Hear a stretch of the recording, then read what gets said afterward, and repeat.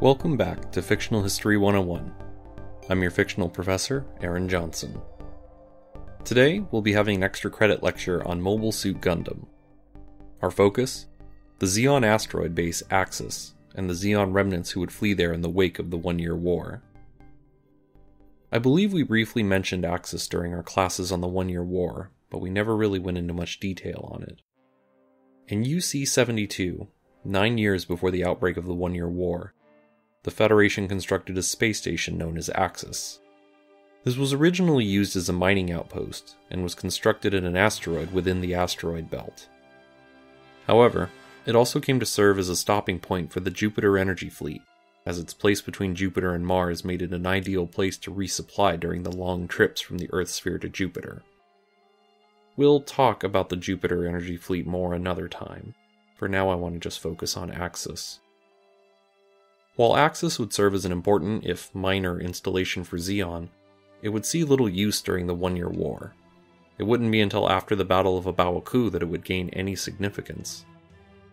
When the war ended, many Zeon soldiers did not wish to surrender to Federation forces. Some hid within the Earth sphere, or even on Earth itself, while others fled deeper into space. A handful of Zeon soldiers would flee to Mars. However, the bulk of Zeon remnants had another destination in mind. Led by Admiral Maharaja Karn, this group of Zeon soldiers fled to the asteroid base of Axis. Among the group were a number of Zeonic scientists and engineers, as well as the surviving members of the Zabi family, Maneva and Zena Zabi. Several ace pilots fled to Axis as well, chief among them Shar Aznable. Maharaja Karn intended to lead Axis until Maneva Zabi could come of age and take control of the Zeon forces at Axis. The population of Axis swelled dramatically in the wake of the 1-year war.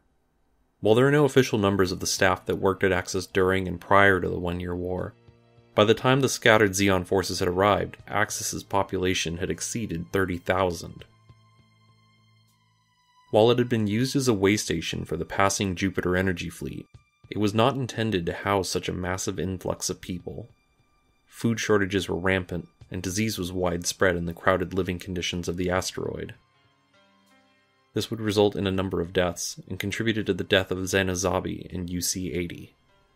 This would leave only Maneva Zabi as an heir to the Zabi family name.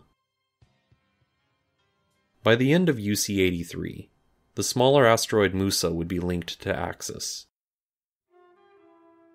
This asteroid would help reduce the amount of overcrowding within Axis, and allowed for greater growth of Axis's industrial capabilities. While the Federation would make some probing attacks on Axis, as well as work to undermine the political structures they had built, Axis would otherwise be left alone after the 1-year war. The Federation was focused more on rebuilding itself, rather than starting a fight with Axis forces that were too far away and not numerous enough to be a danger. As time passed, those within Axis began to debate on returning to battle the Earth Federation.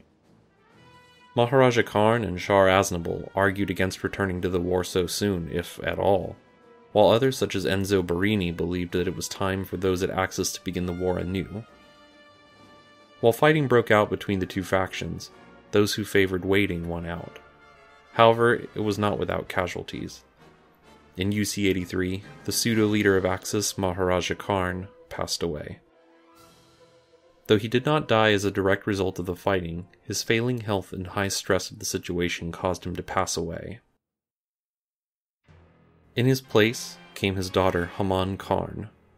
Although only 16, she was already a talented mobile suit pilot, a growing new type, and a skilled leader. She was charismatic and, opposite of her father, spoke of not only placing Maneva Zabi into a ruling position when she came of age, but of reinstituting the ruling Zabi family. She preached many of the same ideals and goals as the Zabi family had during the 1-year war. More than anything else, she urged the people of Axis to prepare for a war against the Earth Federation, which she planned to begin anew. The people of Axis rallied to her and the young Maneva Zabi, seeing the two women as a path to a brighter future for Zeon. To this end, Haman began a number of projects. She began construction of large engines on Axis. She intended to push the asteroid back to the Earth sphere and use it as a forward base to begin a new war with the Earth Federation.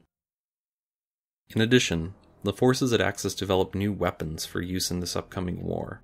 While early mobile suits they developed, such as the Draw C, were made largely of scrap material, later suits would be much more advanced. Although they would still be hamstrung by limited resources, they would develop impressive mobile suits such as the Gaza, which was one of the earliest transformable mobile suits. In addition, they also developed the Guanban-class battleship and the enormous Guazin class, which would remain one of the largest warships ever built in the Universal Century. As a new type herself, Haman saw the use of new types on the battlefield and aggressively investigated them. Axis would develop several new type-focused mobile suits, such as Haman's own Cubile.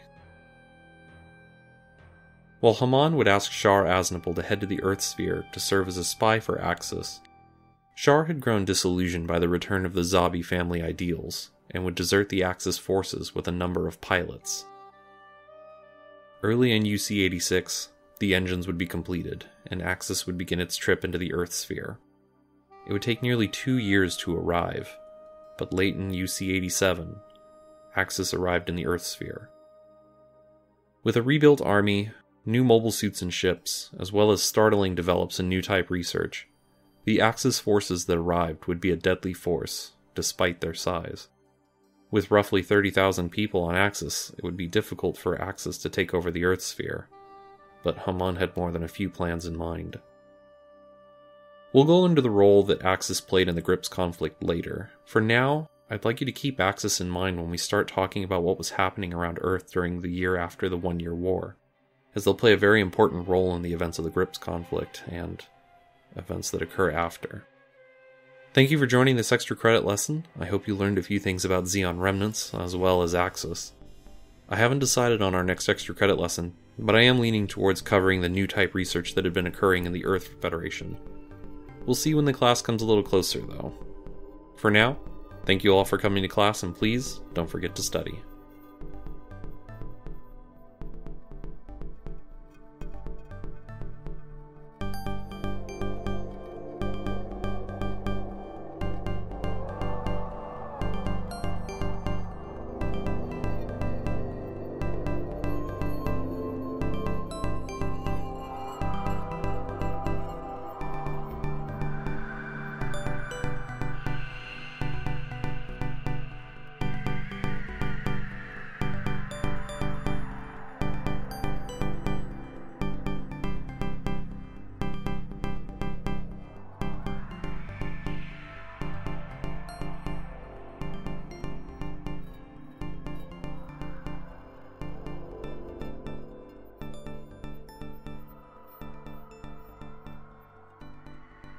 The intro and outro music for this class is Labyrinth by Enrico Altavia, courtesy of freesoundtrackmusic.com.